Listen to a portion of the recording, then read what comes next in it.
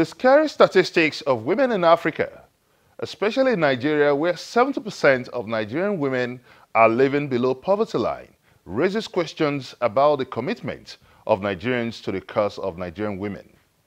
With a global campaign for gender equality, which is SDG 5, and the demand for 35% affirmative action for women, how well has the Nigerian government fared in this regard? That's just one of the questions I'll be asking in this edition of Question Time. I'm Benga Ashiru, and you're welcome. Please join in this conversation by sending us your comments on our social media platforms showing on your screen. The fate of Nigerian women remains shrouded in uncertainty. The Senate has thrown out the bill on gender equality. Alarm bells keep ringing about violence against women. Cultural beliefs still confine women to hushed voices and relegate them not only to the backstage, but also to the other room. Is the Nigerian government sincere enough to change this narrative? I had a chat with the Minister of Women Affairs and Social Development, Aisha Al-Hassan. We began with a global hashtag, Be Bold for Change. What's the Nigerian government doing to support women with this agenda for change? Now, it's important to know that this interview was conducted before the storm over the minister's recent pronouncements. Well, the theme was chosen to encourage women because we cannot be asking for political participation, this participation, that participation, if we do not ourselves get ready to participate. So that was why we said be bold for change. And that only means that we should have confidence in ourselves, we should believe in ourselves, and then go out and pursue whatever we want. Now, with this social intervention program launched, what incentives are you giving for women participation in the social intervention program? Many, plenty of it. You see, the social intervention program has 5 pillars. 4 have already taken off. There's one that they are still preparing. That is the bursary awards for science, technology, education, engineering, and math students. So that is yet to take off. But the other 4 have rolled out and have been rolled out, and already people have started feeling the effect, and we have started getting the required results that we want. For example, like the homegrown school feeding. That is one program that is set to empower women. Because, you know, in the rural areas, most of the farmers in the rural areas are women.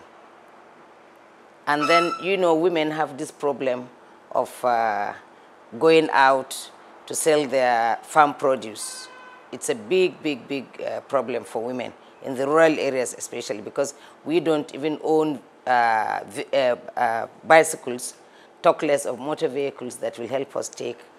And the kind of farming they do mostly is backyard farming, or not too far away from their homes. They get their husband's land or family land, just close to their home, and do the farming. So this homegrown school feeding program is very good for women because we now have access to market, very easy markets around where we are, because the program is, the homegrown part of the program is that the food to be produced or cooked for the children must be from farm produce that is obtained where the school is.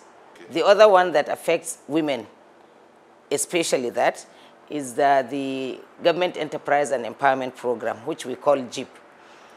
Within that program is microcredit for both men and women, boys and girls.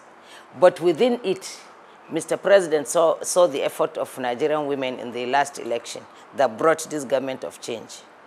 So he said, okay, from this GEP fund, anytime GEP fund is released, you know the fund for GEP is for men and women.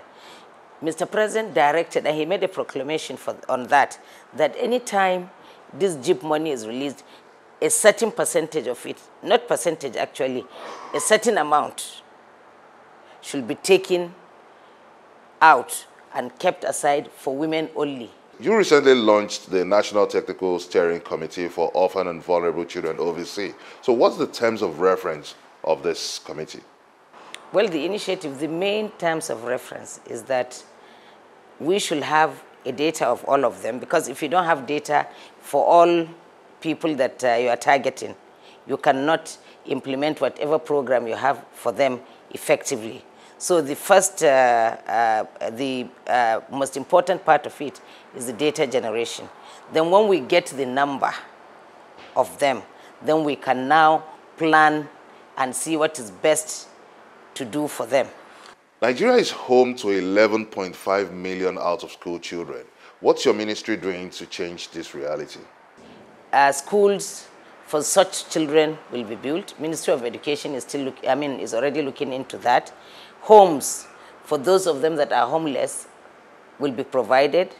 Ministry of Women Affairs and Social Development, the social development aspect is taking care of them, of that aspect.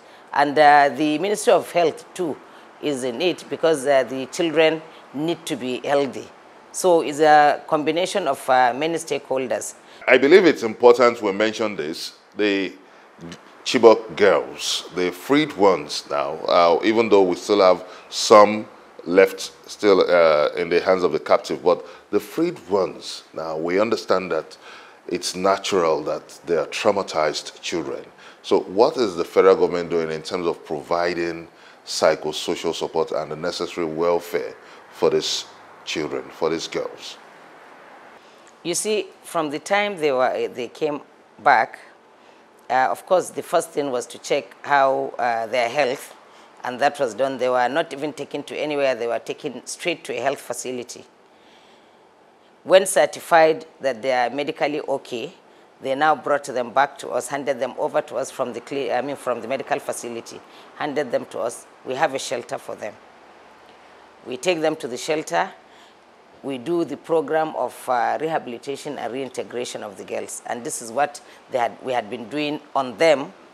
The rehabilitation aspect is we bring psychologists, therapists, generally psychosocial therapy we do for them to ascertain their state of mind, whether they are ready to go back to the society, that is to reintegrate with the society. Because somebody that had been in this condition for over 2-3 years, you can imagine the state of mind. So part of the program, we have the psychosocial therapy for them, services provided. We have, and you know, somebody, a young child or young girl that has been out of school for over 2-3 years, of course you know that without revision and in the conditions they were, you cannot expect them to just come back and jump back to school.